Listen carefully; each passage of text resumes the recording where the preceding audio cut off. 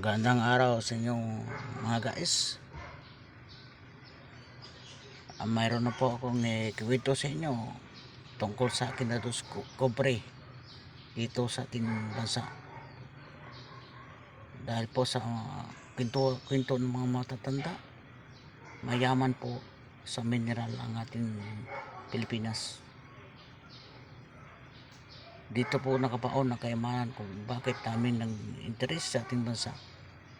Kaya ang lahat po nakikita kong kaibang klaseng bato ay aking ginoleksyon. Baka po pagdating ng panahon mapakinabangan natin dahil po tayo na naging high-tech tulad ng ibang bansa. High-tech na ang gamit nila tulad ng mga kotse, tubig, gasolina, electrical machine, electromagnetic, satellite. Ngayon po ipapakita ko sa inyo kung ano ang aking na-discover dahil sa mayaman sa mineral ating bansa. Kung tawagin siya ay carbonado metal, kung tawagin siya ay charcoal rock. Let's shoot this, everyone. Yan po. Tingnan niyo po ito. Ang aking discover.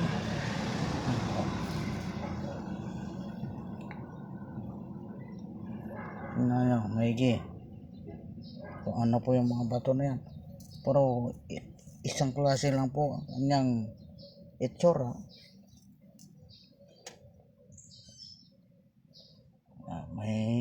Mayroon pong akong na-research doon sa YouTube. Ito ay far glass, okay, carbonado metal, charcoal metal. Para pong uling to, pero ito ay bato. Matigas siya kung aking nahawakan. Kayo na po kung masok ka kung anong klaseng bato to. Yan po baka sabihin nila ako pinasirahan ng ulo. Ito isang tao na sure lang kung ano nalalaman natin, papakita sa buong Pilipinas, hindi sa buong mundo. Ito kaya kung matalino ang isang tao kaya pa ang proseso. Pinakasulit na bato yan, charcoal rock. Bukuwatan mo isa para pakita sa inyo. Yan pong itsura niya kung malapitan. Yan pong itsura po ng mga malapitan po ang charcoal rock o kaya carbonado metal. Na guys, kung kayo po ay nakita nito, ipunin nyo po pag balang araw hanapin ng mga electrical engineer o kaya mechanic engineer, computer engineer, kasi kailangan ito sabi na CPU kung tawagin. Yan pong itsura niyan ng carbonado. Ang sabi nila gamitan po ng ito ng formula upang mapatibay tulad ng mga RFID. Pag pumasok ka sa SLEX, lahat ay dito ay nakukuha. Kaya ipakon na sa comment section, kaya sa subscriber. Meron naman ako doon sa account sa YouTube, sa Facebook account.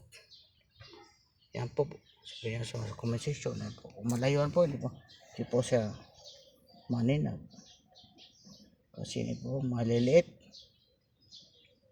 ito ba na discovery ko po sa Pilipinas. Dahil ako lang po ang nakapag-discover dyan. Wala na pong iba. Baka makakatulong sa mga pangailangan ng inyong mga computer. Mga guys, dito na po tayo. Kung ano ba, ipa-comment section na lang. Okay, doon sa YouTube, mayroon po tayo doon. Pag-aralan nyo po ito, para balang araw, kilalanin nyo to. Kailangan nyo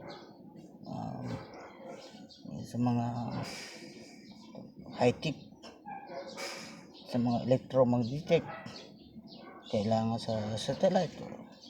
Share lang po ito sa lahat ng aking kaalaman. Sa lahat po. Yan po, ano po, usgan nyo po kung anong klase ba ito. Baka sabihin ng iba, siraan na po, mabait. Share lang po sa aking mga discovery. At ito ay koleksyon dito sa ating bansa. Dahil mayaman sa metal ang ating bansa. Mayaman sa mineral. Kaya ito po mga guys. Thank you sa inyong mga panonood. Talaga po, share lang po ito sa para din sa ating mga Pilipino o sa ating pag-unlad kung paano makilala ang ating bansa sa buong mundo. Thank you so much everybody. Bye bye.